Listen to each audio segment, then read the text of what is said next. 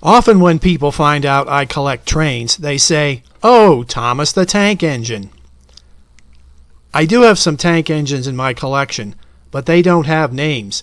They are anonymous. Like this tank engine sold by Bassett-Lowke in England in the 1910s. Or this German-made for English market tank engine, also from the 1910s. Because a lot of non-trained people are watching this video, I have to answer the question, what is a tank engine? Most steam engines are tender engines, like this one named Apollo. Tender engines carry fuel, usually coal and water, in a coupled vehicle called a tender.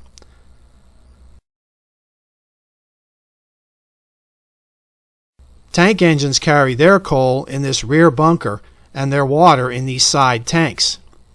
The typical tank engine cannot go without refills as far as a tender engine can. So tank engines are not built for long trips.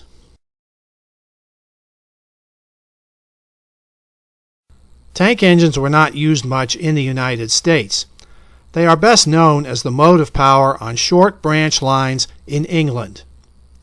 By the time Reverend Wilbert Awdry was writing Thomas the Tank Engine books in the 1950s, real tank engines were disappearing, as were the short lines they ran on.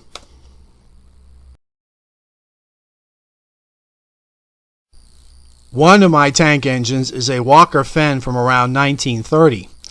A Walker-Fenn is a Marklin loco body with a motor made by Walker-Fenn, a train shop in London. Some deluxe wind-up engines have 2 speeds, but the Walker-Fenn is unique in that the speed of its clockwork mechanism can be fine-tuned. The variable speed is made possible by the attachment of a 3-weight speed governor. The governor is actually a part used in those old wind-up record players called Victrolas or gramophones. Which is why when you wind up the Walker-Fenn, you may hear Al Bowley singing with Ray Noble's New Mayfair Orchestra.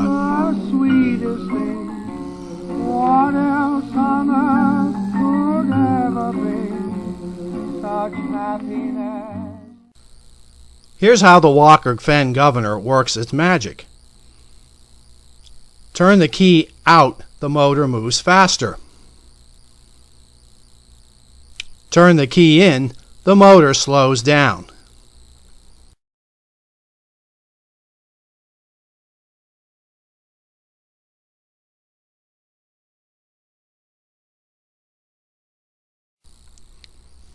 And so there we have it, anonymous tank engines and Walker-Fenn.